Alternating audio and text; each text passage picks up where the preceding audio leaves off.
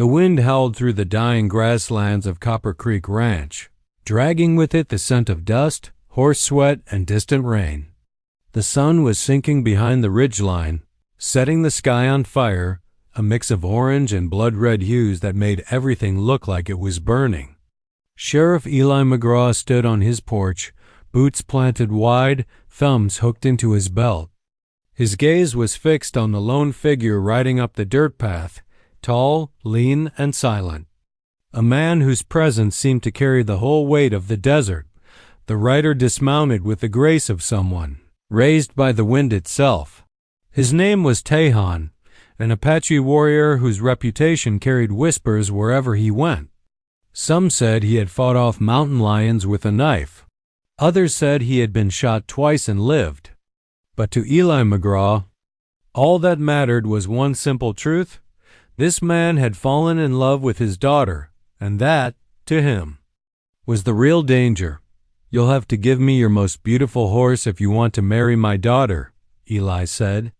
His voice steady, but his words sharp as a rifle shot. The ranch went quiet. Even the cattle stopped lowing. Tan single quotes as hand rested on the neck of his stallion, a stunning white horse with eyes like molten silver and a mane that shimmered under the fading light. The creature looked more spirit than beast. Its name was White Comet, a horse so rare that men in town still argued whether it was born of desert storms or heaven's lightning. Tan didn't answer at once. He looked at the sheriff, then past him, toward the open doorway where Margaret McGraw stood frozen, half hidden by the wooden frame. Her golden hair glowed faintly in the light of the setting sun, her hands clutching her shawl like a secret she could never share. She was 30 now, past the age most women in Copper Creek married. But Margaret had never been like the others. There was something untamed in her, a fire that refused to dim, no matter how much her father's rules tried to smother it. Eli's jaw tightened as he followed Tyan's gaze toward her. "Don't look at her that way," he said quietly. "You're a good rider, a strong man, but you're not one of us." Tyan's eyes didn't waver. "And what are you?" he asked softly. His voice was low, calm, but there was steel beneath the words. The sheriff's hand drifted toward his holster, not to draw, but as a reminder of who held power here. "I'm her father, and that means I decide who's worthy of her." A long silence stretched between them. Dust swirled at their boots. The sky grew darker, the air heavy with something that felt like the edge of a storm. Finally, Tejan nodded once, his expression unreadable. "Then I will bring you my most beautiful horse." He turned, mounted White Comet, and rode off into the gathering dusk. Margaret took a step forward. "Father, that isn't fair," she said, her voice trembling. "You're asking him to give up the one thing he loves most." Eli turned sharply toward her. "And I need to know he's willing to give something up for you. A man's worth is in what he sacrifices, not in what he claims to love." Margaret bit her lip. "And what will you give up for me, Father?" The question hit harder than any bullet could have. Eli didn't answer. He just turned away, pretending to busy himself with his hat. As night fell over Copper Creek, the last thing Margaret saw was Tejan disappearing into the horizon, his silhouette merging with the stars. The sound of his horse's hooves faded into the wind, steady, sure, and proud. Inside, Eli poured himself a drink, his hand shaking slightly. He told himself he was doing the right thing, protecting his daughter, guarding his bloodline, holding the ranch together. But in the dim light of the oil lamp, his reflection in the glass looked older than he remembered. Outside in the distant desert, a campfire flared, small, defiant, and lonely. Tejan sat beside it, running his fingers through the coarse mane of White Comet. The stallion snorted softly, pressing its head against his shoulder as if sensing the turmoil in its master's heart. Tyan's eyes burned as he stared at the stars. The sheriff wanted his most beautiful horse. But he knew the truth the old man didn't. Beauty wasn't in what could be traded or owned. It was in the heart that gave without fear of losing, and so, as the coyotes began to cry in the distance and the night closed in around him, Tayan whispered a single vow to the wind. If it takes my soul to win her, then let the desert take it. He stared east toward Copper Creek Ranch, knowing tomorrow he would return, not to prove himself to Eli McGraw, but to love Margaret in a way the world had never seen before. The night had teeth. It bit into Tayan's skin as he rode through the canyon, the desert air sharp and cold against his chest. Above him, the stars glittered like shards of broken glass scattered across black velvet. White Comet moved beneath him with the grace of wind-made flesh, strong, alive, loyal, but Tayan's heart was heavy. Every hoofbeat sounded like an echo of the sheriff's words. "You'll have to give me your most beautiful horse." Eli McGraw's voice lingered in his mind, cruel and testing. A challenge soaked in pride. To most men, a horse was just a creature. But to Tayan, White Comet was his soul outside his body. The stallion had carried him through sandstorms and gunfire, across battles and hunts. When men had betrayed him, the horse had never faltered. Giving him away would be like giving away breath itself. Yet deep within, he understood what Eli wanted, not a horse, but a proof of love. A sign that an Apache could feel more than vengeance or passion. The canyon opened wide before him, moonlight flooding over the red cliffs. Shadows danced on the stone walls, twisting into shapes that reminded him of his ancestors, warriors who had once ruled these lands before fences, before laws, before men like Sheriff McGraw claimed them. He stopped by the river, dismounted, and knelt by the water. His reflection wavered between the ripples, a man torn in two worlds. Apache by blood, but caught in the web of white man's judgment. He dipped his hand into the icy water and whispered, "Father, what would you have me do?" The wind answered, carrying the rustle of dry leaves and distant howls. He remembered his father's last words before death took him. The strength of a warrior is not in what he keeps, but in what he can give and still remain whole. He looked at White Comet, standing tall and silent, mane glinting under the moon. The horse turned its head, meeting his eyes as if it understood the weight of that lesson. Meanwhile, miles away at Copper Creek Ranch, Margaret sat by her window, unable to sleep. The lantern's flame flickered beside her, shadows climbing the walls like ghosts. Her father's voice still echoed downstairs as he spoke with his friends, voices filled with whiskey, laughter, and scorn. "He won't come back," one said. "These Indians, they got pride but no heart. He'll keep his horse." Eli grunted, staring into his glass. Then it settled. But Margaret knew better. She had seen the way Tayan looked at her, not like a possession, but like something sacred, a part of him, a promise. That look had frightened her at first, then disarmed her, and now it haunted her. She pressed her fingers against the window pane, whispering, "Please, don't give up what you love for me." Back in the canyon, Tayan built a small fire, its glow flickering across his face. He pulled from his pouch a strip of red cloth, one Margaret had tied around his wrist months ago, when she'd tended a wound on his hand. He had kept it ever since. He tied the cloth around White Comet's bridle, the color blazing like blood against the white fur. "If I give you away," he murmured, "you will carry more than my pride. You will carry my heart." The horse neighed softly, brushing its muzzle against his chest. Tayan lay back on the cold ground, staring up at the sky.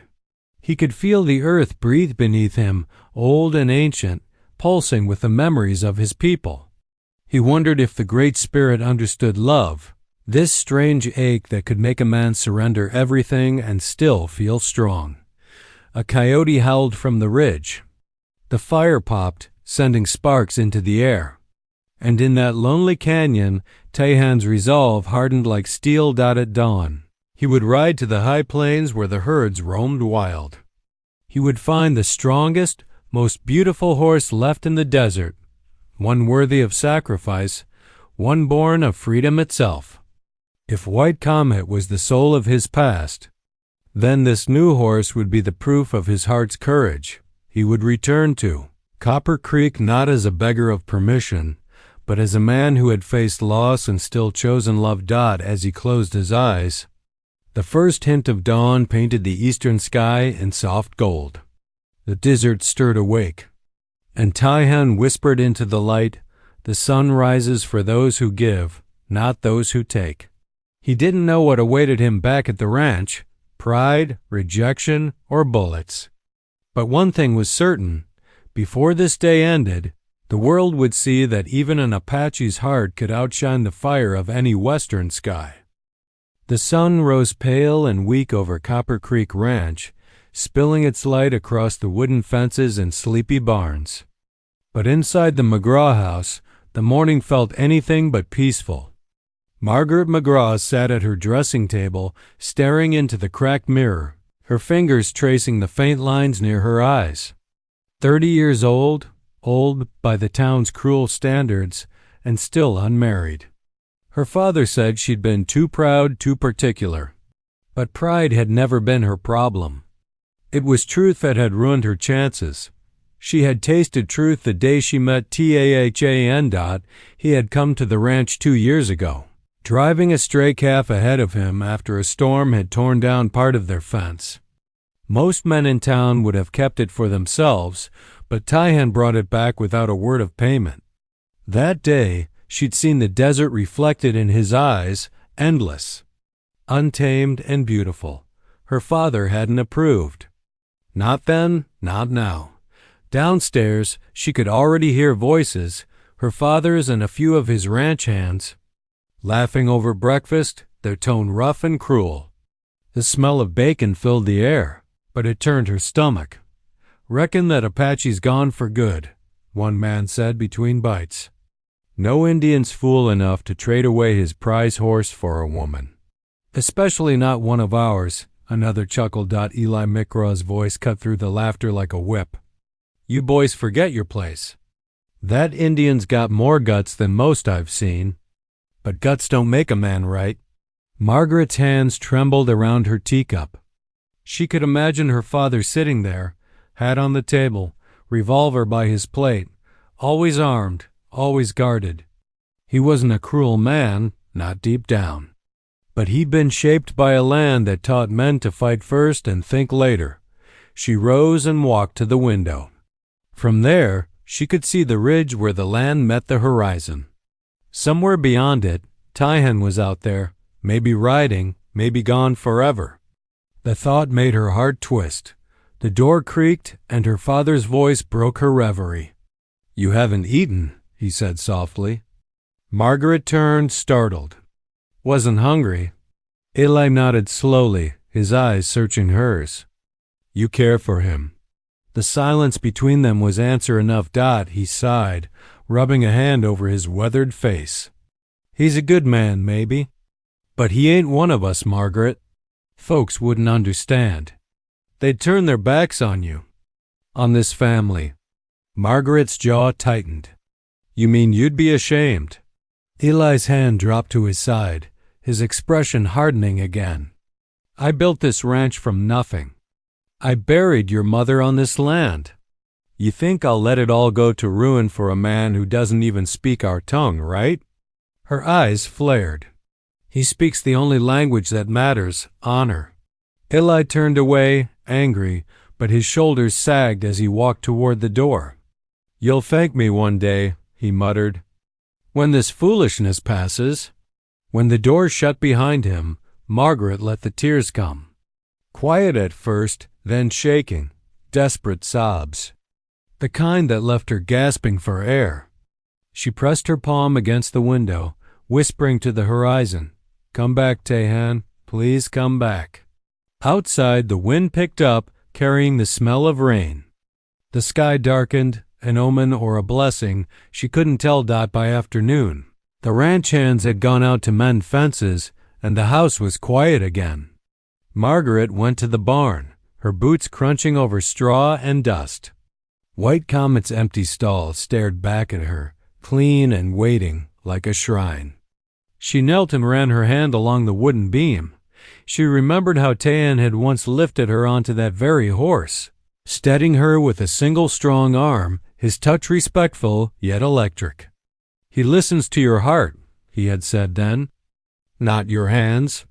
Margaret closed her eyes, remembering the feel of the wind in her hair, the smell of sagebrush, the sound of his laugh, rare, but rich as thunder rolling over hills. She stood abruptly. Enough waiting. Enough watching from behind windows. If her father wanted a horse as the price for love, then she would help Tayan find one. She didn't care what the town thought. She packed a small bag, a loaf of bread, a water flask, a wool shawl, and slipped out the back door. Before the sun dipped low, the world outside the ranch felt bigger than it ever had. The air was thick with the coming storm, the scent of rain mingling with dust. She climbed onto her mare and turned toward the canyon, the same path Tayan had taken the night before. The clouds split open, and lightning flashed across the sky, painting the land in gold and white. The wind whipped her hair, the horse's hooves pounding the earth, and though fear clawed at her heart, something stronger rode with her, hope, because love, once awakened, doesn't care about fences, rules, or the color of skin. It only knows the truth. And tonight, Margaret McGraw was ready to chase it, even if it led her straight into the storm. The desert had never felt so alive. Wind whistled through the narrow copper canyon, carrying whispers of rain and danger. Margaret McGraw tightened her grip on the reins as her mare stumbled over loose rocks. The storm was building fast, black clouds rolling like angry spirits across the evening sky. Lightning cracked somewhere beyond the ridge, and thunder answered with a low growl. She pulled her shawl tighter, her heart pounding with each hoofbeat. "Tayan," she whispered into the wind, "please still be out here." When she rounded the canyon bend, she saw it, a flicker of orange between the rocks. A campfire. And beside it, the man she had crossed every line to find. Tahan rose slowly from where he had been kneeling by the fire. The flames danced against his bronze skin, highlighting the contours of his muscular frame. His long black hair was damp from the rain that had begun to fall, and beads of water clung to his tribal jewelry, a bone necklace and feather earring that glowed faintly in the firelight. For a moment, neither spoke. The rain hissed as it met the flames. "You shouldn't have come," he said finally, his voice deep and quiet. "You shouldn't have to give up what you love," she replied. Her voice wavered, but her eyes were steady. He looked at her, really looked at her, the way a man might look at a sunrise after a long night. Then he shook his head. "You don't understand. The horse is not just mine. He is my spirit. Without him, I am only half a man." Margaret stepped closer, the hem of her dress soaked in mud. "And what about me, Tan? What am I to you?" He hesitated, searching for words that did not exist in her language. "You are the song that woke my heart," he said finally, his voice trembling. "But a man who cannot honor his word cannot keep a woman's love."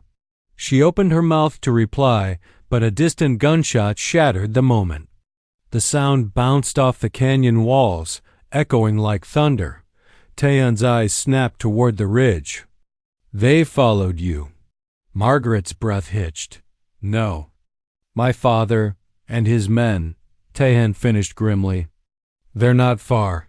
He doused the fire with a swift motion, plunging them into the shadowed half-light of the storm. His instincts sharpened, the Apache warrior within him replacing the man who had been soft for love. He grabbed her hand. "Come, we must move." They ran through the narrow path, water splashing at their boots as rain poured harder. Lightning illuminated their way for split seconds, brief, brilliant flashes that turned the canyon into a world of ghosts and fire. Behind them came the echo of hoofbeats. Tayan. Margaret gasped, stumbling as the ground turned slick. He caught her, pulling her upright with one strong arm. "Don't stop," he urged. "They'll find us if we stay low." Another gunshot rang out, this one closer. The bullet struck the rock above them, sending shards flying. Margaret screamed as a piece grazed her arm. Tayan turned sharply, placing himself between her and the danger. His muscles tensed, his chest rising and falling with the rhythm of the storm. He scanned the ridge, then saw them. Two riders silhouetted against the lightning, rifles glinting. He knew one of them was Eli McGraw. "Margaret!" Eli's voice boomed through the canyon. "Step away from him." Margaret's voice broke as she shouted back, "Stop shooting. He's not your enemy." Eli's reply came hard and cold. "Then he should have stayed off my land." The Apache warrior clenched his jaw. He wanted to fight. Every instinct in him screamed to stand his ground. But this wasn't his fight anymore. Not here, not like this. He grabbed Margaret's waist, lifted her onto White Comet's back, and swung up behind her.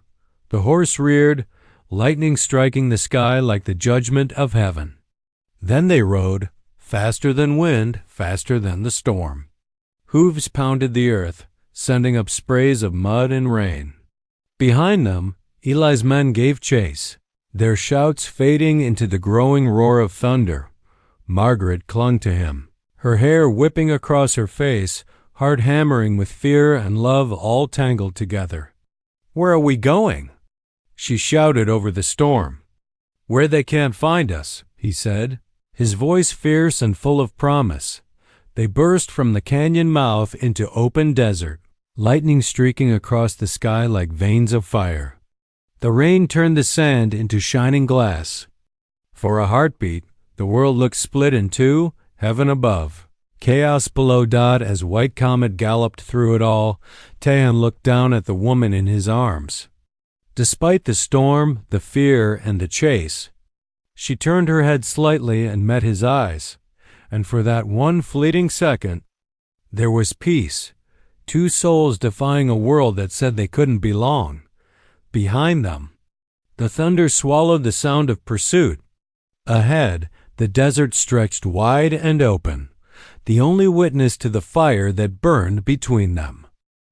Rain poured over the mesa like 1,000 falling arrows, turning the red earth to blood and mud. Tan gripped the reins of White Comet, his loyal stallion, feeling the animals tremble beneath him. The storm had followed him since he'd left the canyon where Margaret last whispered his name. Every drop of rain felt like a curse reminding him of what he'd promised, her father's impossible demand, his most beautiful horse in exchange for her hand. But White Comet was not just a horse. He was his brother in spirit, a companion born from the wild, a gift from his tribe's elder before they were driven from the plains. To give him away meant cutting the last thread to his people. Tayan rode through the rain until he reached the edge of Copper Creek, where the land dropped sharply into a swollen river. The sheriff's ranch lights flickered in the distance. He could see the lanterns moving, guards patrolling the fence line, shadows of rifles on the porch. They expected him. Lightning cracked across the sky, painting everything in silver and shadow. Tayan dismounted and placed his hand against White Comet's mane. The horse nuzzled him softly, sensing the turmoil in his heart. "Brother," Tayan whispered in his native tongue, "if I give you away, I give away myself." The stallion snorted and pawed at the earth. As if understanding, suddenly, from behind the trees, a figure appeared, Margaret, drenched and barefoot, her dress clinging to her in the downpour. Her golden hair had turned to strands of wet silk, and her eyes were red from crying. "Tayan!" she gasped, running toward him. "You can't do it." "He doesn't mean it. My father only said that to drive you away." Tayan caught her in his arms before she slipped in the mud. "If I refuse, he will hunt me," he said softly, his voice breaking beneath the sound of thunder. "If I accept, I lose my soul. Margaret placed her trembling hands on his chest. "Then take me away," she said, her words shaking. "Let him keep his pride and this land. I'll ride with you, anywhere." Tyan stared into her eyes, the storm flashing around them. He wanted nothing more than to take her and vanish into the mountains. But he knew the sheriff's men were near. Already, faint voices shouted through the rain. He looked toward White Comet. The horse stood tall, rainwater sliding down his sleek neck, his breath visible in the cold air. "Tayan!" A voice thundered across the river. Sheriff Eli McGraw, rifle in hand, his coat soaked but his stance firm. "Step away from my daughter." Margaret turned, fear lighting her face. "Father, please, silence." The sheriff barked, his voice echoing through the storm. "You had your chance, Apache. You bring my daughter into this, and I'll end this here and now." Tayan raised his hand slowly, not in surrender but in respect. "You asked for my best horse," he said, voice steady despite the storm's fury. "I have brought him." The sheriff's grip faltered slightly. "You'd give him up?" Tayan nodded once. "For her happiness, not for your pride." He walked toward White Comet, untied the reins, and led the stallion to the edge of the river. White Comet resisted, pulling back, eyes wide with confusion. Tayan pressed his forehead to the horse's muzzle and whispered in Apache, a prayer of farewell. Then, with shaking hands, he tied the reins to a nearby fence post where the sheriff could reach. Margaret cried out, "Tayan, no!" He turned to her, his dark hair plastered to his face, his expression carved from sorrow and strength. "Love is not taking what cannot be given," he said. "It is giving what cannot be taken back." As he stepped away, thunder rolled across the plains. The sheriff lowered his rifle slowly, eyes narrowing, not in hatred this time, but in reluctant awe. Margaret tried to follow, but Tayan raised a hand. "Go inside," he said gently. "I will not bring more storms to your door." Then he turned toward the wilderness, walking into the curtain of rain until only the sound of White Comet's mournful neigh echoed through the night. Behind him, Margaret fell to her knees in the mud, whispering his name over and over, a name carried by the wind, fading into the wild. For Tayan, love had cost everything he held sacred. But the storm had not taken his spirit. Not yet. The storm passed with the dawn, leaving the land heavy with mist and silence. Tayan walked alone through the drenched plains, his boots sinking into the mud, his breath visible in the cold morning air. His chest still burned from the night's farewell, not from the rain or the wind, but from the hollow ache inside him. The sound of White Comet's distant cries haunted his every step, like a ghost refusing to rest. He did not know where his path would lead now. The world he knew, his tribe's lands, the plains where eagles soared, the woman whose laughter once gave him peace, had all drifted behind him like smoke. All he carried was the weight of his decision. By midday, he reached the Mescalero encampment, a cluster of hides and smoke rising against the rocky horizon. The guards spotted him before he approached. Their bows lowered slowly, their faces hard but curious. The last they'd seen of him, he was a warrior bound for love. Now he returned without his horse, his spirit weary. The tribal elder, Haska, awaited him near the fire circle, his gray hair braided with eagle feathers. "You have returned without your brother," Haska said, his voice deep as distant thunder. "Where is the white spirit that rode beside you?" Tayan bowed his head. "I gave him away," he said quietly. The elder's eyes narrowed. "You gave away your spirit?" "For love," Tayan replied. "For a promise I could not break." A murmur rippled through the warriors who had gathered around. Some looked at him with disbelief, others with pity. One of them, Kola, his childhood friend, stepped forward. "You traded White Comet for a woman?" he asked, voice sharp. The horse that carried our people's prayers, the last gift of our chief? Tayan met his gaze steadily. I traded him to protect what was pure, he said, and perhaps to prove that love can be stronger than pride. Kola shook his head. Love? He spat. Love cannot fill a man's belly or defend his people. You have dishonored the spirit of your ancestors. The elder raised a hand, silencing the crowd. Enough.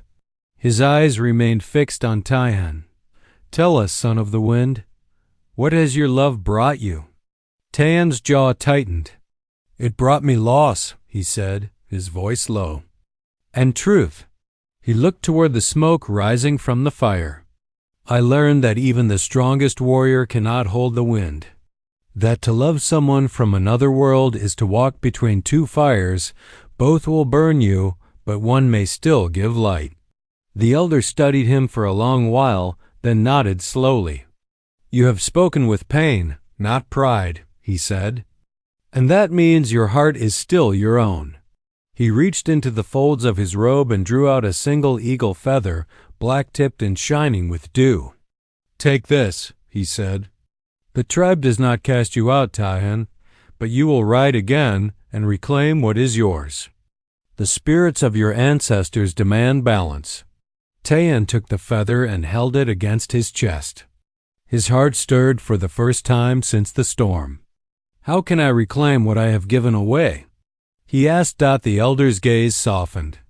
The horse was not the gift, he said. The sacrifice was. Go and see what your truth has awakened. That night, as the tribe slept under the clear desert sky, Tayan stood alone on a ridge, watching the moon rise. He thought of Margaret, her voice, her tears, the way she had reached for him through the storm. He thought of White Comet, free or captive, waiting in the shadows. Then, from the distance, a sound carried through the night, faint but unmistakable.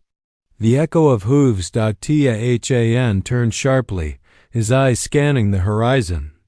Out of the darkness between the silver dunes, a white figure emerged, White Comet, galloping across the plain, mane glowing like starlight, his breath caught.